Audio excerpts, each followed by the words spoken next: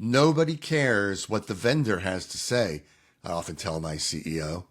They care what their peers have to say. In fact, they really care what a lot of people have to say.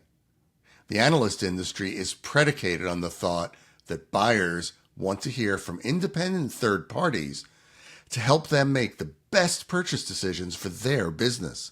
As a result, both buyers and vendors build relationships with companies like Gartner and Forrester, with buyers looking for answers and vendors looking for influence. User-generated content and the crowdsourcing of buyer opinion has led to the growth of peer review sites. TrustRadius, G2, Gartner Peer Insights, Capterra, who is acquired by Gartner, all offer a place for users to post reviews for prospective buyers to evaluate their purchase decision. Vendors have caught on to this trend. They've created programs within their organizations to incentivize their teams to encourage their happiest customers to share 5-star reviews, with the average review score being top of mind. Often, a 4-star review will lower the vendor's average score, and this causes consternation within the organization, even when a very happy customer has left that less than stellar review. My guest on today's podcast, Russell Rothstein, founded PeerSpot in 2012 to create a community in which buyers help buyers make better buying decisions, while at the same time helping vendors find companies that are in active buying processes, allowing them to focus on those who need a solution for their problems.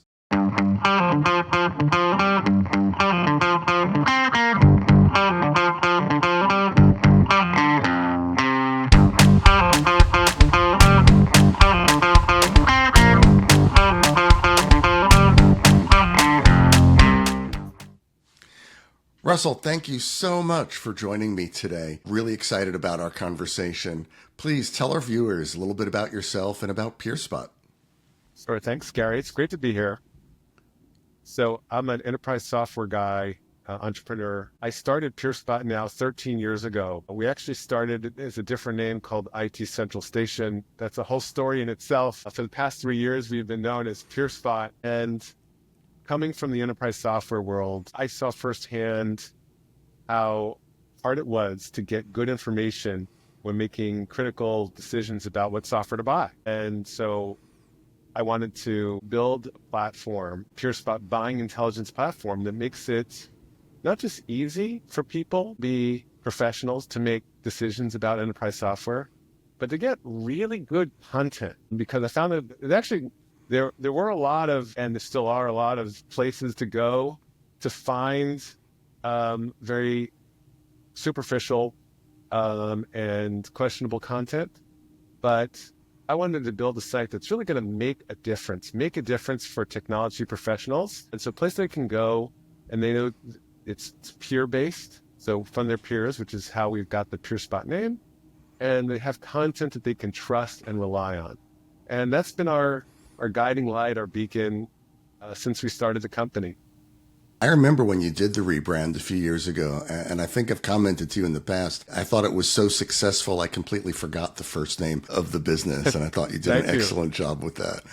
Thank you. So talk about voice of customer. So actually, there's a really interesting story there, is we went through the process of determining how to choose a new name for our company, and used an expert naming consultant, and came up with a lot of really bad names. And as we shopped around those names and got input from one of our customers, she came up with the idea. She said, "Hey, I don't like any of those names that you're considering, but what about PeerSpot?" And it was just such incredible, because we are all about tapping into the voice of peers, people who are like you, and getting their input rather than experts. And lo and behold, we chose our company name, or we found our new name, our great name, from one of our customers. Voice of the customer is often the best way to find information. That's an awesome story. And I often tell my CEOs, nobody cares what we as a vendor have to say. They care what their peers have to say. And that's so true. So true. Yes. Yeah, you said the exact same words, but depending on who it is that's saying it, I think that's really the key is it's not the words you say, it's the people, it's the person who's saying it that really changes the dynamic. Do they have skin in the game? What's their position? Are they going to make a commission on what they say? Or are they saying it generally because they're finding products valuable to use? And so it's so much in today's world about who's saying things, not only about what is actually being said. 100%. And as both a buyer of software and a vendor of software, I really see the value from both sides of the equation. And the thing that's interesting to me is that over the last 5 years, I hear so much talk about how B2B buying behavior has changed, particularly in regard to how much research buyers do and where they do it before they even contact the vendor. So even before I, as a vendor, know that somebody's looking for a product like mine. What changes have you seen since you launched PeerSpot?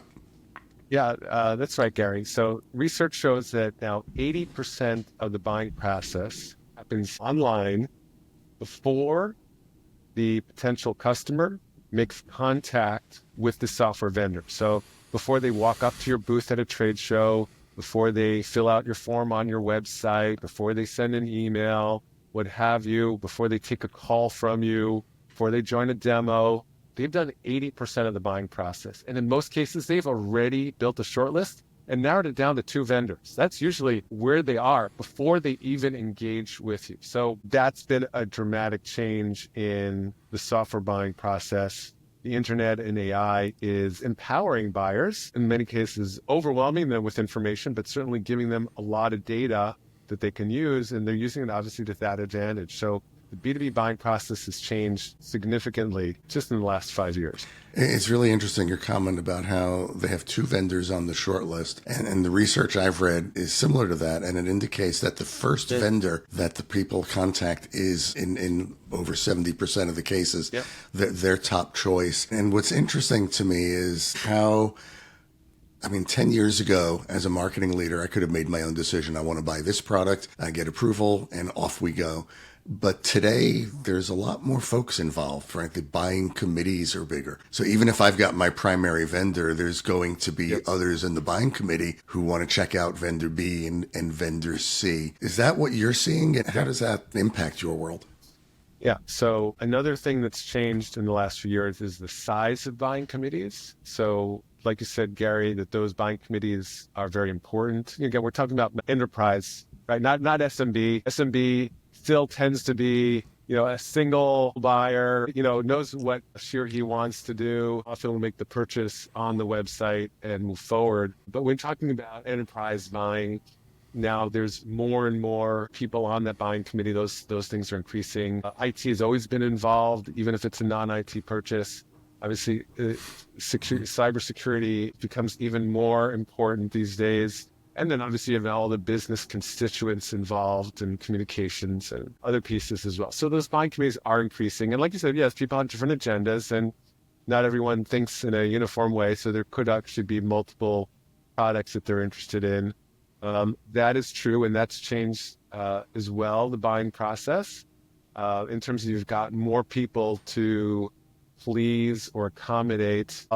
You're never going to get consensus in these cases. Oftentimes, a lot of people do have veto rights. So you need to often ensure that you're picking not necessarily the best solution, but the least worst solution, or the one that's going to not get any veto or red flag from anyone significant on the buying committee. And so it brings interesting questions because that's a trend towards the larger software companies, right? So the big guys, right? The Microsofts of the world, the IBMs, Palo Altos, AWS, whatever it is. Again, choose one of your large, $100 billion, $1 trillion market cap companies. Plus, obviously, that these companies now have very strong marketing. They have more marketing budget. So the challenge, but those are not, as we know, those are not often the best products. Those are not the best widgets for what needs to get done. So it's created a really interesting dynamic for it's called the up and comer, for the scrappy startups, for the mid-size software companies is how to compete in that environment. And again, going back to PureSpot, and that's where it's ultimately the voice of the customer. You are not going to be the one, you meaning a marketer at a mid-sized software company. You're not going to be the one to be the hero with a great, but we're going to put a great demo, a great marketing piece in front of someone, and that's going to make the difference for someone to, let's say, even sort of risk their reputation by not going with, Microsoft, not going with Google, not going with IBM, et cetera. But what will get you is the voice of a customer. And obviously multiple customers, validated customers, and customers who are in the same industry as yours, and customers, people you can rely on, and customers you can actually pick up on the phone to, or you can message to, and you know that these are real people. Yeah, those are people that I think can help me sell why we should go with them rather than one of the large incumbents. And I feel really good about it because I'm not just worried that some marketer invested in a really slick demo, but I see that this is actually the best product for me in the market. And in many cases, you can go from being just one member of the buying committee to actually being the hero who championed the software that actually brings the ROI, that actually, prevents the next cyber attack, that actually is the one that achieves the business goal that's set out for. And so I think it's really the secret weapon, or the not so secret weapon, but certainly the secret weapon of the up and coming and mid-sized software companies who are competing against these just large incumbents who have that brand and just broadcast their brand. So that's a really interesting point, Russell. And what's the old expression? Nobody ever got fired for buying Microsoft or name any other large vendor. Yep. And I think, it's absolutely right. Voice of the customer is where people are going. But how do those new entrants who don't have the brand recognition of the larger vendors, how do they get in front of people, even if you're looking at a peer review site? How does Exactly. Newco get the same kind of time that the larger entrants get? And it's pain that's felt by, the companies that have the best software out there in the market are oftentimes, like we said, not very large trillion-dollar market cap companies that are spending lots of money. Getting seen is through the voice of your customers, being what's called maybe also the dark web, the dark funnel, which is that 80% we talked about of when buyers are doing their exploration before they engage with you to be able to be seen. And there you can make a difference. You can really, we see so many marketing teams, growth teams, customer marketing teams, customer advocacy teams who are doing incredible work, leveraging their reviews from PureSpot and having it be where those buyers are in that first 80% of the buying process. So it's not just on their website, although people do visit your website in that early, they don't necessarily click the contact us or get a demo button, but they do some of the research on your website. So they, smart marketers put PureSpot widgets on their landing pages and other places on their product materials on their website so that those buyers see the customer proof validated by a trusted third party like PureSpot, and they're able to see that customer proof. Then obviously they go to review sites, they read those reviews on an independent third-party review site, and they get that validation. They find our reviews elsewhere being discussed across the web, and then other things as well. We provide the ability to provide pixeling and targeting of those, retargeting of those visitors to PureSpot, be able to reinforce those messages. But ultimately, it's about the voice of the customer. And so social media is another example where you use voice of customer and engagement is much higher because it's not your standard just corporate pitch. So you've got to be everywhere that they are, but you've got to have the right message for them. And yes, there is a time and place to give a sales pitch. There's a time and place to give a sales demo. That's at the end of the towards the end of the sales process.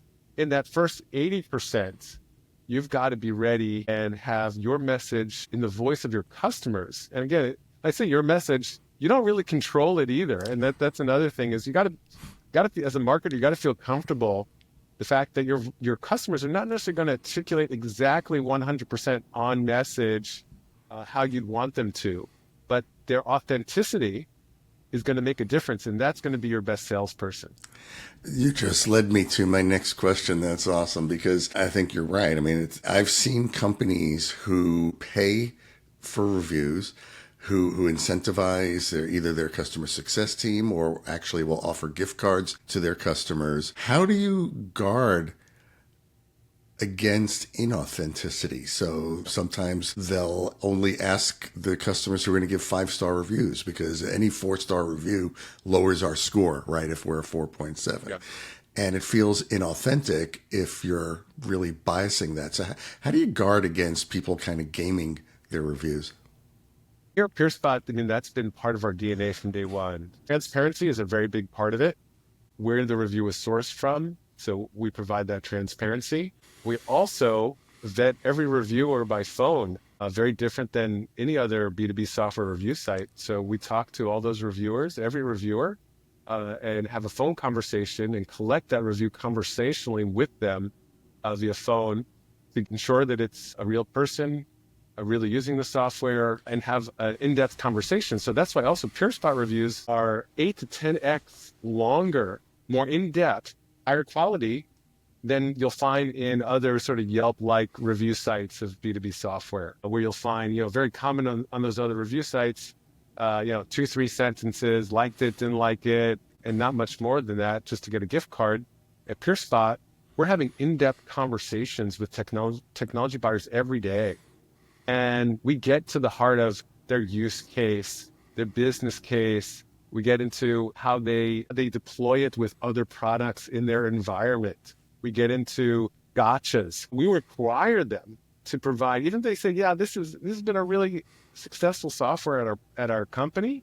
We require them as part of the review process to provide some critical feedback, some room for improvement, because every software has room for improvement. There's no such thing as perfect software. And similarly, we don't accept those, sort of rants where people might want to just say everything is terrible about a software product, because if it's been out there in the market and it's enterprise, it likely has some value to some users in some use cases. And so we ensure that we tell the full story, and that provides that authenticity, that trust that people know PeerSpot for. It's funny because it's almost as if you're saying that those 4-star reviews, warts and all, are more influential or more authentic than the 5-star reviews.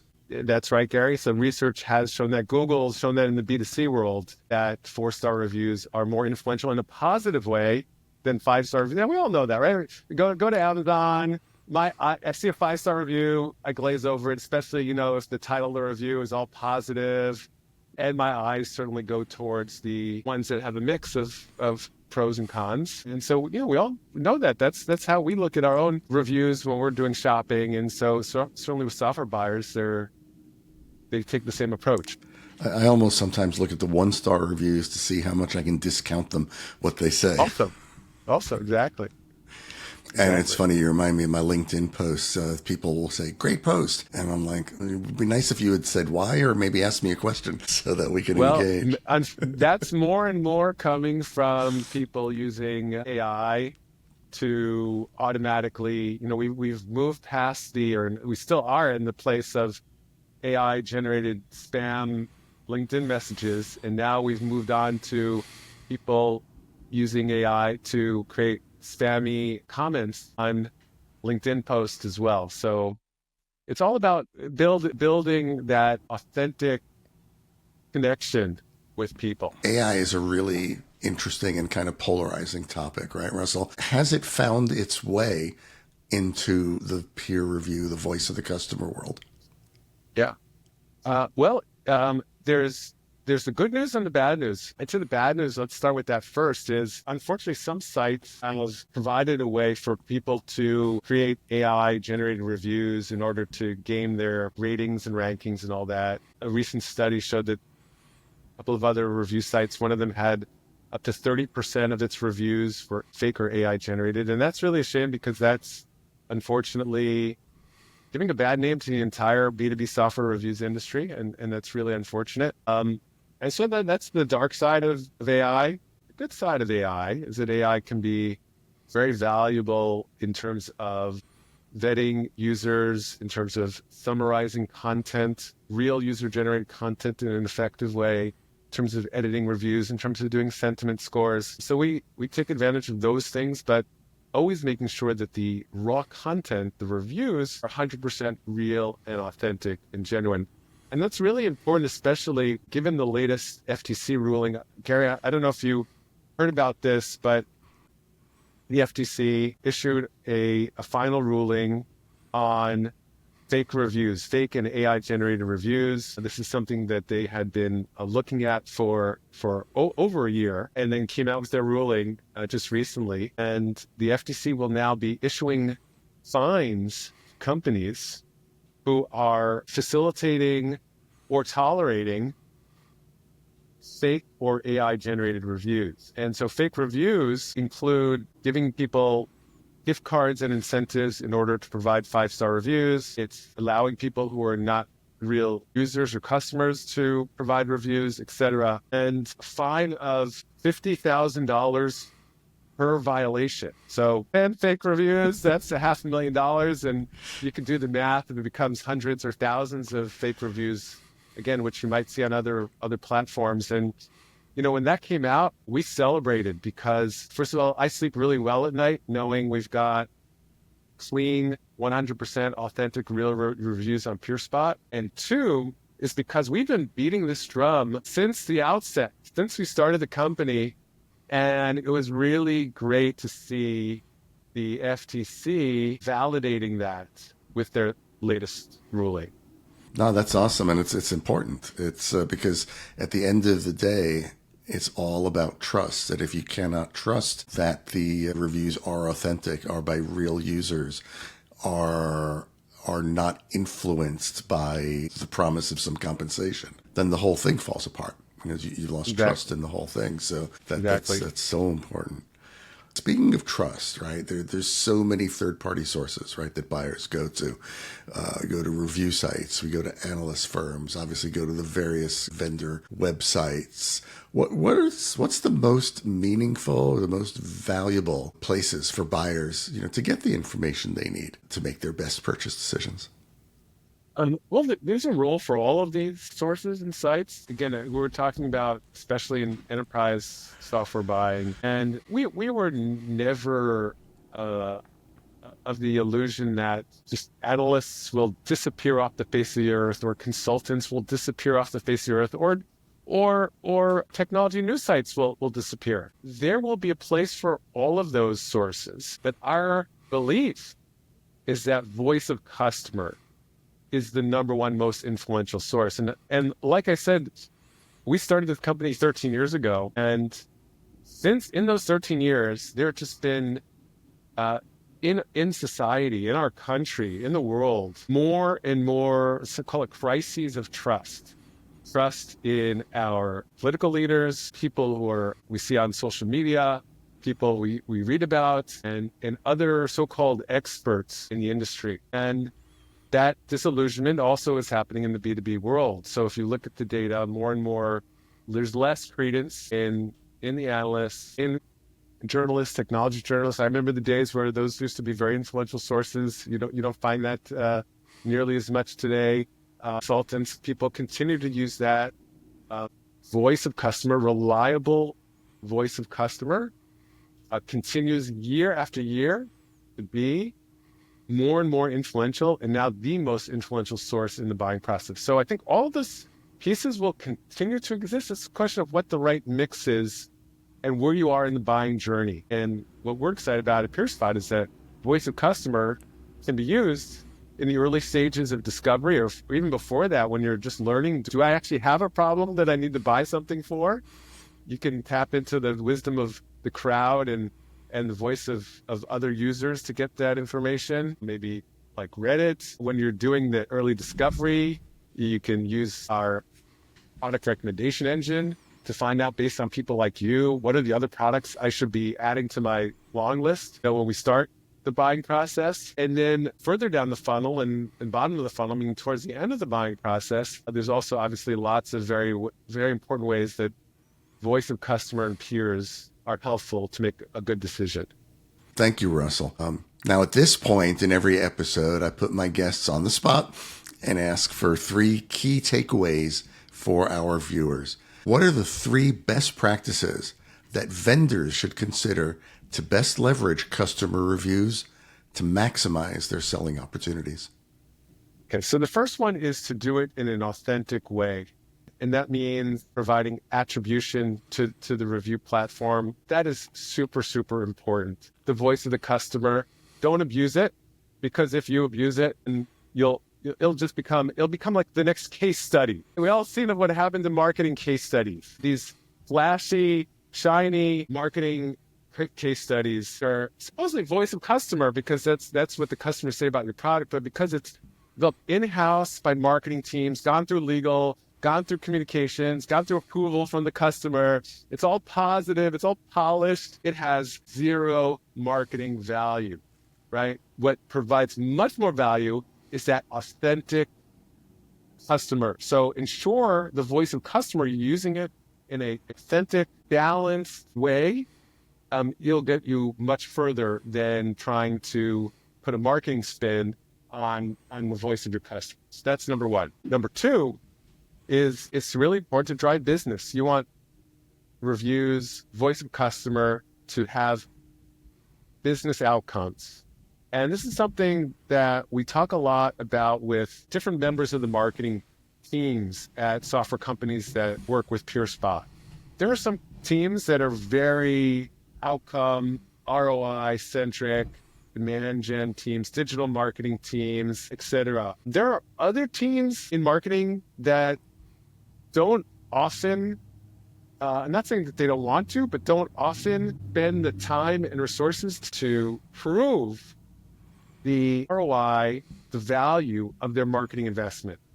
And so my second takeaway here is that when you invest in a reviews program, when you invest in voice of customer program, ensure you've got the right tracking in place, the right attribution in place. Even if it's not first attribution, ensure you've got some way, because believe me, voice of customer will be influencing those buyers. It will be, no doubt about it.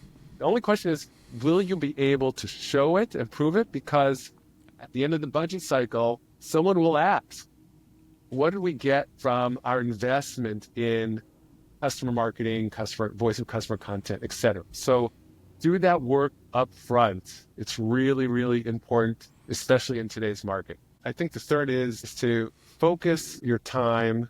Your customers are busy. Your customers are very busy. And you've got limited asks to them, right? In order to generate voice of customer content, you may be asking a customer success manager to contact a customer.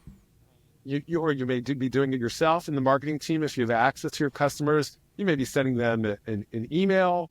And whatever it is, you've got a limited number of bullets. You've got a limited number. So ensure that those asks are going to give you the value that's really going to make a difference. And you want to get from those customers high quality content, in-depth content, not just a 1-sentence soundbite that's not going to influence potential customer. You want an in-depth story. You want that long-form content. So when you make that ask to your customer, make sure it's going to deliver the customer content, the voice of customer that you really need to move the needle. You've given some really, really great value to our viewers today, Russell. Some excellent takeaways. I really appreciate you spending the time with me today. And for our viewers, just wanted to remind you to like, comment, share, hit the subscribe button, and subscribe to the What Great Looks Like podcast. This is one in a series of excellent episodes. We've got more coming up for you. Super excited to have spent some time today with Russell Rothstein, the CEO of PeerSpot. Russell, thanks so much. And until next time, everybody. Thank you, Gary.